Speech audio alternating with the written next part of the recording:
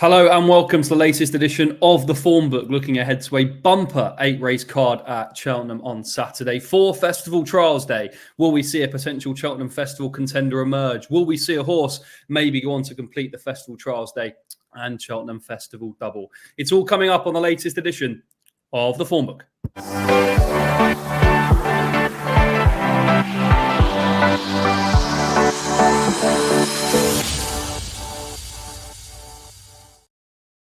Joining me to look ahead to this bumper weekend of action live on Racing TV. Remember, you can watch every race live on the channel. Andy Stephens, The Score, and Harry Allwood. Come to you first, Andy. How much looking forward to a bumper weekend of action at Paisley Park?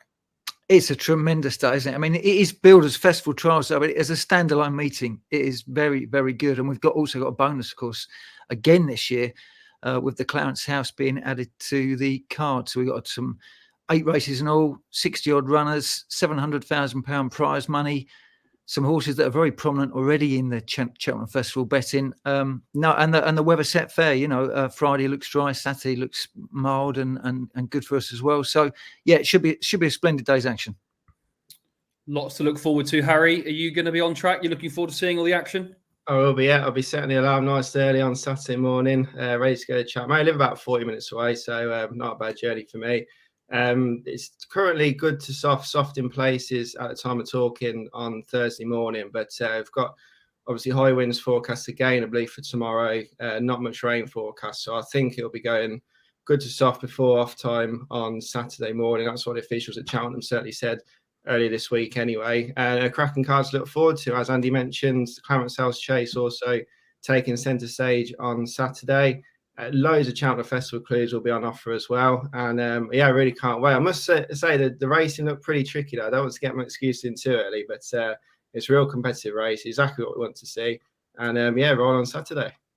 Competitive action across the card. Just give you a look back though on New Year's Day. The last time we had the Formbook on, we gave 3 winners: 3-1 Liberty Hunter, Andy tipped up Shake 'em Up, Harry at 11-2, and Bob Ollinger was his 6-4 nap. Remember to check out the Racing TV website for the latest tips, news, race cards, and of course you can watch all the action on there as well. So make sure you head to racingtv.com. Without further ado, why don't we get straight into the action? Competitive card, as mentioned by the guys, and we'll start off with the 12.05. This is the Triumph Trial. 7 contenders: Burdett Road, Sergino, Cosmic Soul, Ellerton, Exelero, Lefauve, and Melantino. We're recording this just after 10 o'clock when the decks come out. But at that time, just before that, Burdett Road was your even money favourite and Sergino was at 9-4. Harry, do you think the market, though, had it right with Burdett Road as favourites? Sadly, I do, Danny. Yeah, quite boring, but I think he's the one to beat in this contest. I've been really impressed with him, to be honest, on his first few starts over hurdles. And he's obviously got that flat experience under his belt as well. He was a high-class flat performer too, having won at Royal Ascot and gone well in a couple of graded races as well. I think with regards to Sergino last time out, he was very green over the last couple of hurdles and a bit novice, and that's why I think Burdett Road has the edge here, having that flat experience under his belt as well. He was a little bit sloppy with his jumping last time out and on debut at Huntingdon a couple of starts ago as well, but because he's got that experience on the flat under his belt, I just think he's going to be a little bit more streetwise on Saturday. If you ask me who do I think would be the better horse in a year's time, I probably would say Sergino, because obviously got a big engine as he showcased at Kempton last time out. But I think at this stage of his career, he's going to need to produce a big performance to beat Burdett Road, who has produced already high-class form.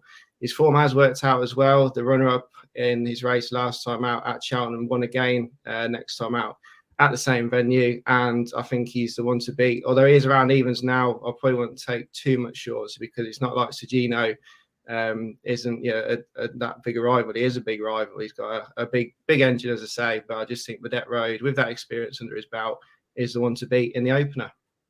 One vote then for Burdett Road, stable star for James Owen. Andy, do you feel differently? Are you in the Sergino camp?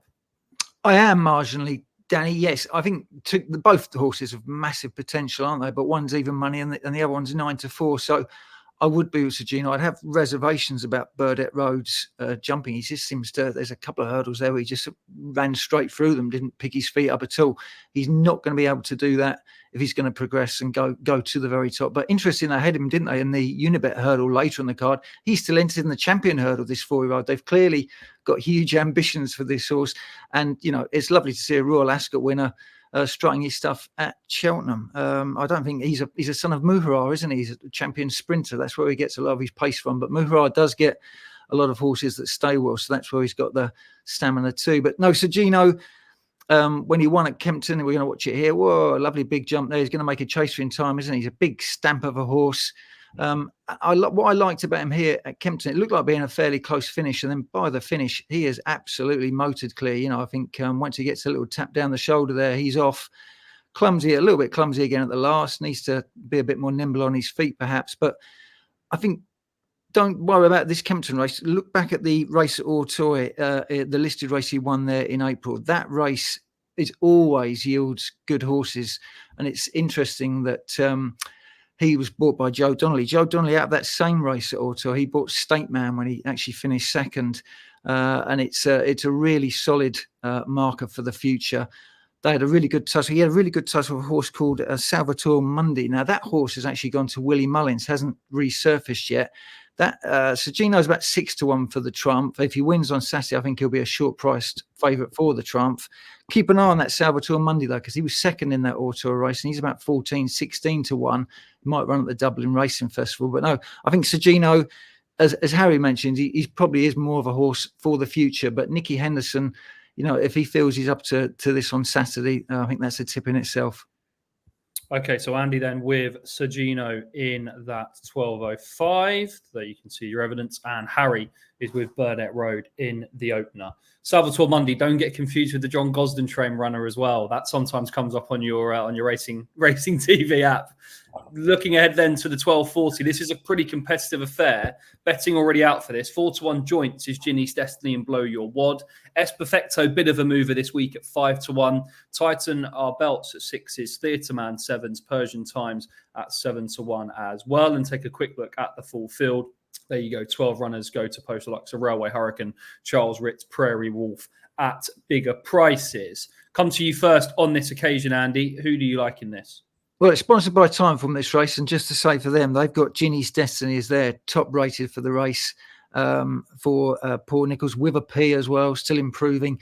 He's earned that 12 stone, hasn't he? Very impressive last time where he beat Grade Dawning. Probably a little bit lucky on the day. We're going to watch it here. There's Grade Dawning making an absolute Horlicks of 2 out and then running on strongly. But you've got to jump the fences, and that's certainly what Ginny's Destiny does. And, of course, Grade Dawning has gone on from this and won in really good style at Warwick, albeit that was up to 3 miles. He's now racing off 147, this Ginny's Destiny, on Saturday. I think he might be vulnerable to Theatre Man, who's got to give the best part of a stone to Richard Bandy's 8-year-old. He's only had 8 runs, Theatre Man. But first time maybe he bumped into a well-handicapped John J. O'Neill horse. Inch House, that's it. Inch House is running off 120 that day, one off 130 the next time, then run well off 137. So I think it's fair to say Theatre Man was unlucky to bump into him first time over fences. Then the last time at Newbury looked like winning over 3 miles, didn't quite get home. But I thought that's really solid form. Dropping back to 2.5 miles is going to suit him. And I had a quick look at the race IQ data with him, and that shows up just how well he gets from A to B. He gained 8.17 lengths at Newbury, and before that he gained 6 lengths as well. So he's a really slick jumper. I think getting plenty of weight from Ginny's Destiny, he should go really well. And 7-1 I thought was pretty fair value each way if you want a safety blanket. Okay, that's a look at Theatre Man. Quick look VT-wise at Blow Your Wad, who was a good winner at Kempton on Boxing Day. Another horse who still could be open to more improvement. He and Ginny's Destiny at the top of the market. Form of this race hasn't taken too many knocks so far, but I just wonder whether Blow Your Wad is open to as much progression as a couple of others in this field. But there's no doubting that he does deserve his place at the top of the market based on this performance. So Blow Your Wad, definitely another to consider. But Harry Allwood, you're looking elsewhere. I am, Danny, yeah. And the horse I like in this is Titan Our Belts, who was really impressive at Ludlow 3 starts ago on his chasing debut. he's always looked to chase for an amazing bacon, basically. And I thought that Ludlow victory was seriously impressive. I watched it again last night, and the way he travelled through that race, he had the race from a long way from home. He jumped really well too.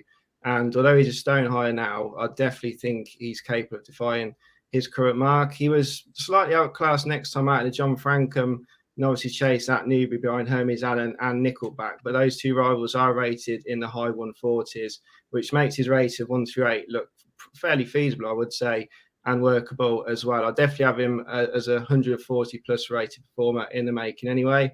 I think you can forgive his run last time out in the quarter start at Kempton. I don't think any horse was going to get close to Ile Francais on that occasion. And I'd probably say Hermes Allen deserves a bit more credit for getting as close as he did to him on that occasion too. The race IQ data Andy mentioned there also tells us that Ile Francais gained loads of lengths with his jumping as well. So I'm happy to put a line through that effort from Tighten Our Belts last time out. And back in this company, I would be expecting him to go close. I was looking back at a couple of stable tours Emma Laval did at the start of the season too, and she said she had high hopes for this horse, who is definitely progressing. And I reckon, providing he acts around Cheltenham, I don't think there's any concern about that. He jumps so well. I don't think he'll have any problem going back left-handed either, and he would be my nap of the day on Saturday.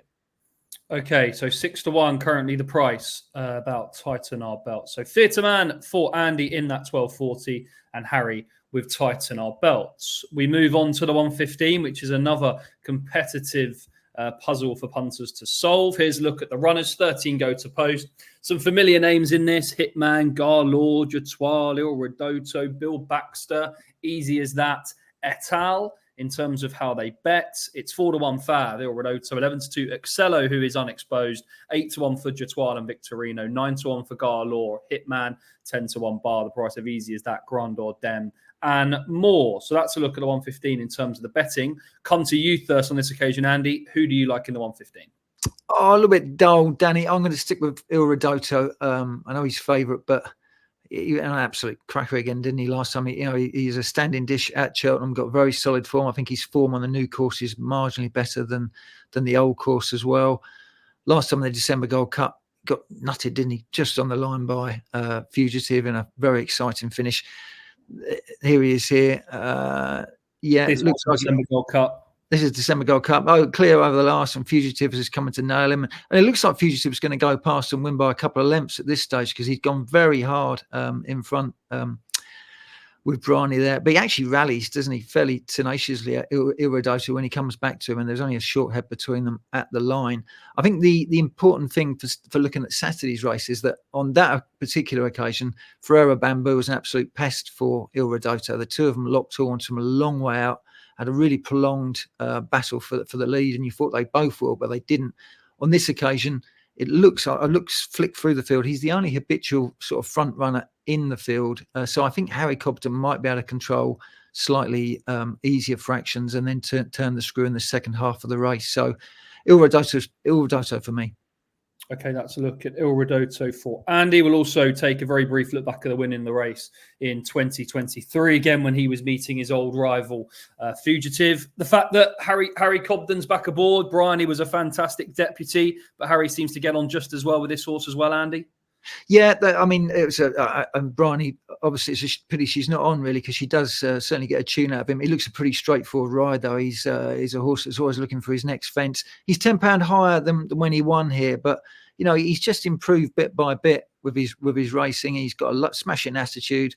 As I say, you can almost set your watch by him. He's very consistent, and I think last time was a personal best. And as I say, I just think the circumstances of this race, you know, given that he might just get an easier time up front if he gets in a rhythm, the others are certainly going to have him to peg back. Okay, that's Il Rodotto for Andy. Harry, what about yourself? I quite like Excello in this race, Danny. He's a French recruit who's joined Nick Henderson recently and has 2 starts in Britain so far. He actually ran in a Novice Hurdle on his British debut a couple of starts ago before switching the fences last time out. That was a 3-winner race at Ascot. I thought he won really impressively that day. He beat the 149 rated solo in pretty good style, if I'm honest. Jumped really well, and it should be a lot more to come from. I think he's the one who's open to most progress in this field. And while it'd be a tough task for him being a 5-year-old taking on some seasoned handicappers. I think he is a graded performer in the making. It's a wide open contest. I wouldn't say he's a strong bet for me, but at the price, I just think he's the one to side with. Just quickly on Il Radoto, he had a hard race last time out, which is a slight niggle for me here. He's gone up another £5 since that run as well. And after he won this race last year, he then went to the festival. I don't think he quite showed his best that day. He still ran creditably, but I think with that hard race under his belt now, another few pounds on his back, I think he'll need to step up again, I think, to win. So Excello for me, but I do think it is a wide open contest. Okay, that's a look at the first 3 races. After this short break, we'll have a look at the graded races coming up.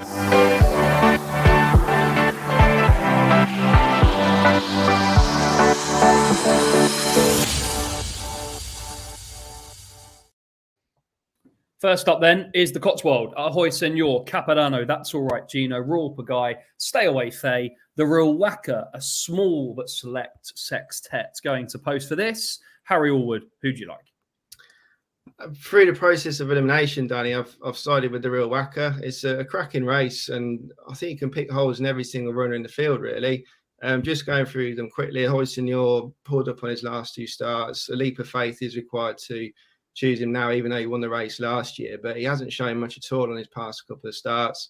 He obviously bounced back to form when he did win this race last year, but he did have a promising run 2 starts prior to that, whereas this season he's shown not much at all. So I think he's just a one to watch now. Royale Pagaille obviously won a Betfair Chase last time out. I think that was his Gold Cup, though. He's never quite shown his best at Cheltenham, and I think the ground might be on the quick side for him as well. So I think there's reasons to take him on as well. Stay Away Fay, rated 150. You've got a bit to find. If this was a handicap, he'd be receiving plenty of weight from his rivals too. So he needs to step up again.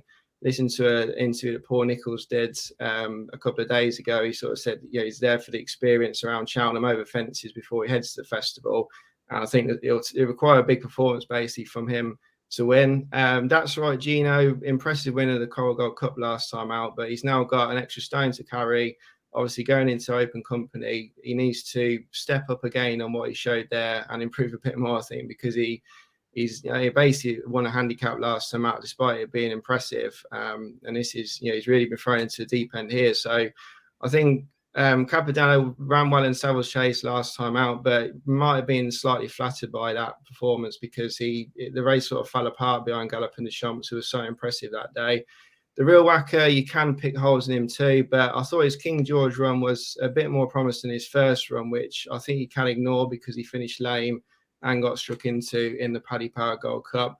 I don't think Kempton was his track last summer. He never really seemed too comfortable, but I think switching back to Cheltenham, where he's shown his best form in the past, obviously won the Brown Advisory last season too. I think there's reason to believe he will bounce back on Saturday. And in what is, again, an open contest, I thought he was the one to side with. Okay, the Real Whacker for Harry. You saw the betting, by the way, that scrolled down the bottom of your screen. So the Real Whacker currently around 9-2. Andy? I thought it was a nifs and buts race, Danny. It's, where do we stand with most of these 6, as sort of Harry alluded to there. We're not quite sure which versions of which horse are going to turn up on the day. But the one I like best is That's All Right Gino. I thought that was a tremendous performance in the Coral Gold Cup at Newbury. You usually need to race near the pace in that race and not be too far off it. Now, Gavin Sheehan sat right at the back and went past everything, and that is not easy to do in that particular race. That was really his first attempt at a long distance. He clearly relished the trip. He's completely unexposed at staying distances. I've been keeping an eye on the weather for him all week. I put him up at 6-1 on Monday. In the hope that we get good to soft ground. I think he's definitely going to get his ground. I don't think, looking at his record, he's a horse that wants particularly, he doesn't want soft ground or heavy ground or that. He likes a little bit of bounce under his feet. Actually run well on this card last year behind Stage Star. That form certainly hasn't worked out too badly, has it? It was officially soft that day, but I think the times indicated it was good to soft. So for me, he's the really improving horse. I know Stay Away Fay is obviously a novice that's come into it on the up as well, but I can't quite see how Stay Away Fay. I think he's as short as 5-2 in places. How he's 7-2 and That's All Right Gino is 6-1 is beyond me. That Newbury form is rock solid. He beat 2 other very good improving horses there, second season chasers generally always stands up the Coral Gold Cup or Hennessy form, and he'll do for me. Okay, that's all right. Gino, who's still 6-1 with Ladbrokes. Just a brief word on a couple of the others. Harry mentioned Ahoy Senior. Just to look back on the race last year, Andy, what do you make of his chances 12 months on? I think he's a horse we've all got a soft spot for, isn't he? Because he's a high-class chaser, even though he tries to take the odd fence back to Scotland with him as a souvenir. I mean, his Cheltenham form is very, very good. Second in a Brown Advisory. Then, of course, he won here, the Cotswold. This is what he's all about. You know, that jump at the fence, you know, just opens the door for the rival again. Then off he goes again. You know, if he's back in this kind of form, then clearly he's going to go well. And he was running really well in the Gold Cup when he come down as well, when he fell there. But you'd have to worry about his two performances this year. You know, pulled up in the Charlie Hall and then pulled up in the Coral Gold Cup. Obviously, that's all right. Gino won that race. He come home with, I think, of a sore heel that day. So they're pinning their hopes that, you know, he wasn't 100%. And he's interesting. As I say, there's ifs and buts about all six of these, but I thought that's all right. Gino was the safest option. I'm going to take a chance. Well, not a chance, but I'm going to be with the youngster, the young pretender, Away Fay. Here he is beating Giovinco in the Esher Novices Chase last time out. He's already a winner at Cheltenham, albeit in the Albert Bartlett at the Cheltenham Festival last year. But I just think in a race where there's question marks about plenty of the runners, Royale Pagaille, does he need it softer? How good is That's All Right, Gino? Can you trust Ahoy Senior, the Real Whacker and Capodanno? They've all got those question marks to answer. I'm going to go with the horse on the up, so the Real Whacker for me. Yeah, the other thing we should probably mention in that race, Danny, is tactics. Only 6 runners, but 3 of them do like to go from the front. Away Fay goes from the front, Ahoy Senior goes from the front, and the Real Whacker goes from the front. So it'll be interesting to see if they bump heads early on. It's something to keep in mind. That's all right, Gino. I keep coming back to him, but you know he's a hold-up horse. I'm hoping they go lickety split up front, and Gavin Sheehan just buys his time out the back. 225 up next is the Clarence House, that rescheduled one from Ascot, Editor de G, Elixir, and it's Fugitive, Jonbon, and Nube Negra. In terms of the betting, 4-1 favourite. 4-11 favourite even is Jonbon, led to the G 9-2, 14s and bigger. Won't spend too long on this, chaps. Start with you, Andy. Is it basically jump round for Jonbon? It should be, shouldn't it? Yeah. What are we watching here? This is the Tingle Creek. I don't think he was particularly impressive this day. More workmanlike. That was very heavy ground. He'd been really good, I thought, in the Schlur Chase before this. That was a commanding display. I mean, here's a horse the punters should love. He's been favourite 12 times. And he's won each time. So you can't ask for more than that. And the 2 races he's lost, he's had the courtesy to let the favourite win. So he's been in 14 races, Jonbon. And, you know, the favourite's won every time. So if that sequence carries on, he'll win. And a bit quirky, of course, you've got Editor de Geet in there who won the race last year. Wasn't actually entered originally for the race. He was supplemented. And again, this year, wasn't in the final 4. And yet he resurfaces. So it could be quite quirky. He could be a dual winner of the Clarence House Chase that was never actually in the race in the first place. And this is him winning last year. He just fends off Edward Stone in the closing stages. I thought Edward Stone should have probably won that day, but he was keeping an eye on Energumene and ended up, well, he hits the front, and then Editor de Geet comes back and wins. He went sort of off radar, didn't he, for a little while after that? But his last win at Kempton was much more like it in the Desert Orchid in a handicap. So I think he'll go from the front. He'll probably give Jonbon a good test, but we know Jonbon is a really strong star at 2 miles, and you know you'd fancy that he'd peg him back. Also interesting, they've left Fugitive in the race rather than run him in the handicap early on. I can see the logic of that. I mean, there's decent prize money for second and third, and if something happens to Jonbon, then all of a sudden, you know, he's banging contention. But no, all things considered, should be Jonbon to win. Jonbon for Andy. And Harry, are you in agreement?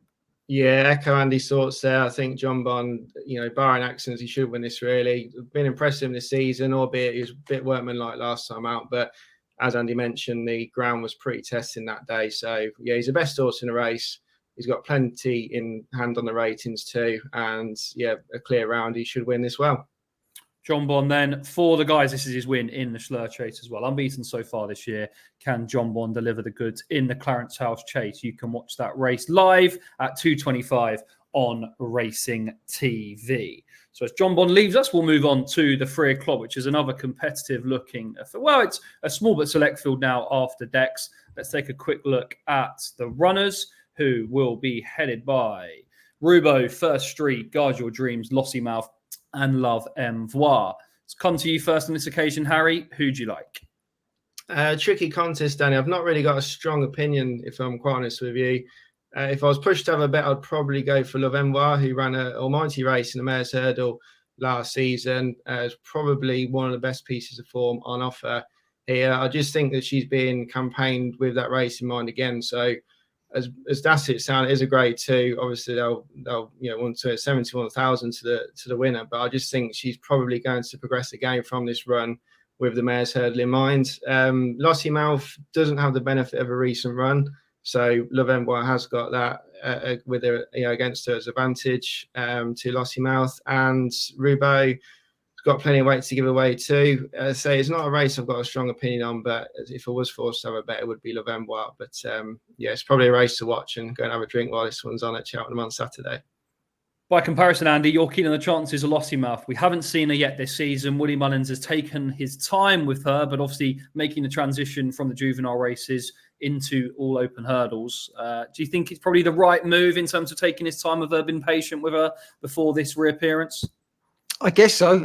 I wouldn't try and tell Willie Mullins what to do.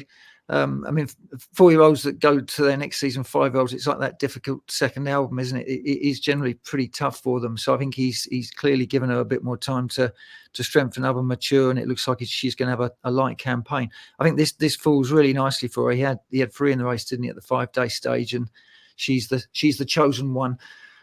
She was very, very good as a juvenile last year, and this is her winning the Trump. She's the grey, just coming to the rail there.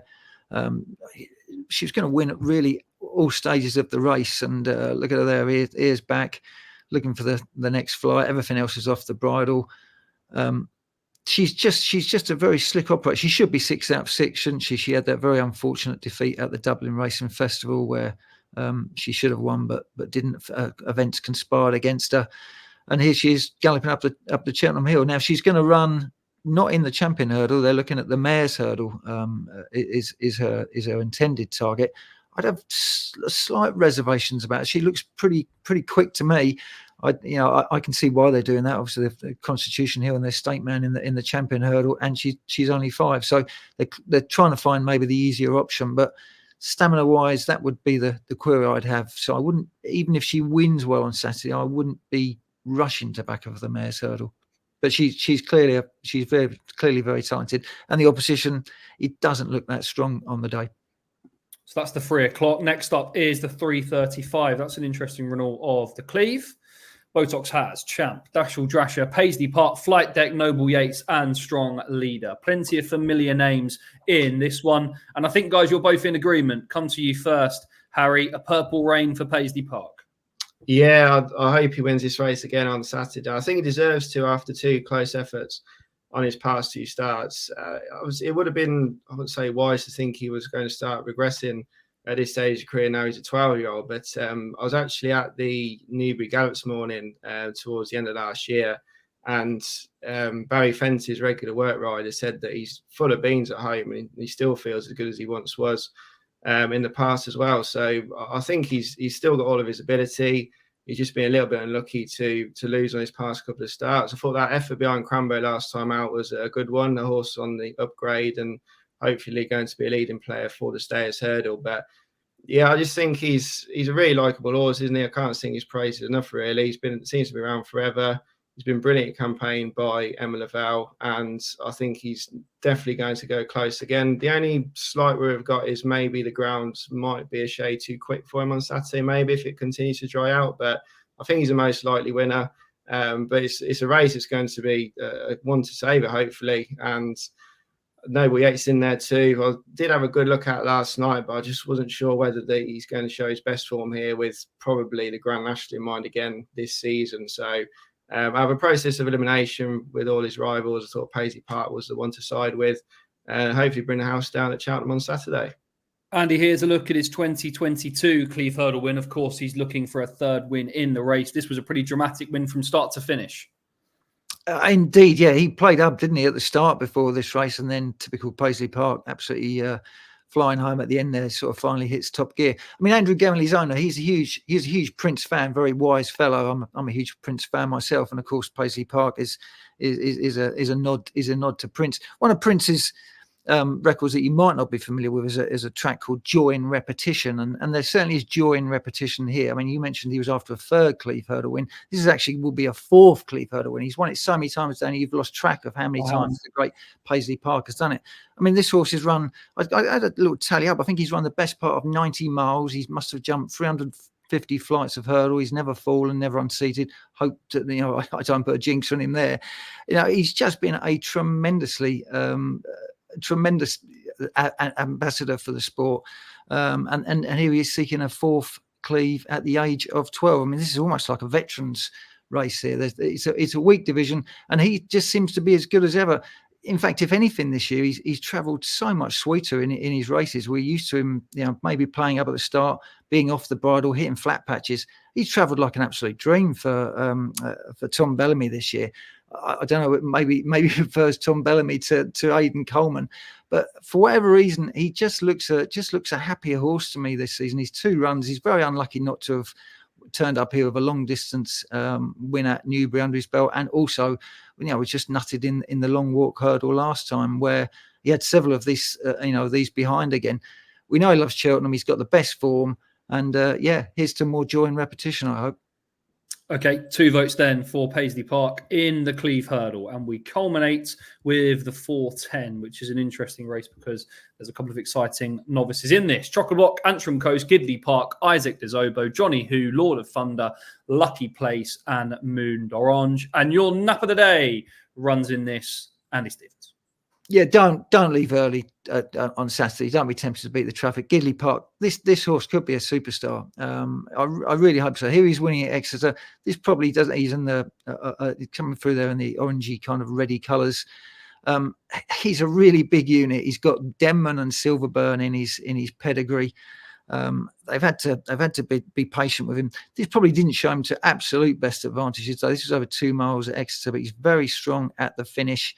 He then went on to Newbury and absolutely over 2.5 miles, and again was tremendous at the finish of the race. Very, very strong, and his form it keeps stacking up. When he won his Chepstow bumper, the runner up there come out and won his next 3 races, and also was not beaten far in the Challow. The horse he beat last time at Newbury, that he'd finished a really good finish, second in a listed bumper at Cheltenham. But he wiped the floor of them, and he's got all the attributes, this horse, to go a long way. I'll just give you, I don't again look at the race IQ data of him as well, and the lengths gained with his jumping, even for a big horse, he's got very nimble feet. He gained 18 lengths, or the best part of, at Exeter, and he gained another 12 last time at Newbury. He dances around at his hurdles. He's pretty quick over them for a big horse that doesn't often follow. But clearly, he's pretty slick in that department. He looks like he could gallop all day. I'm not sure if they've got the 2.5 mile or the Albert Bartlett in mind for him at the festival. But a massively exciting horse. I hope they get a clear path for him, the Harry Fry team, because they've got a really good one on their hands.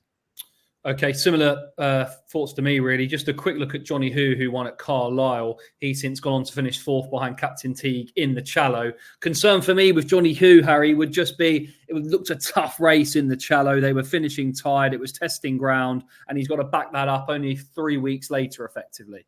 Yeah, I'd have to agree, Danny. It was a real slog, wasn't it, in the Newbury Show piece last time out. He'll do well to win this race, think, off the back of that outing. And I think he probably needs a little bit further as well, maybe staying on at the finish that day. And he's definitely a horse for the future. But I'm in agreement with Andy here with Gidley Park as well. And, of course, you, Danny. I thought he looked an absolute superstar at Newbury last time out. Harry Fry was keep his cards close to his chest after that run as to where he will be aimed at the Cheltenham Festival, Ballymore or Albert Bartlett. But I think he's going to go for the Ballymore, what was called the Ballymore, I should say now. He looks a real exciting prospect, doesn't he? I was so impressed with him at Newbury last time out.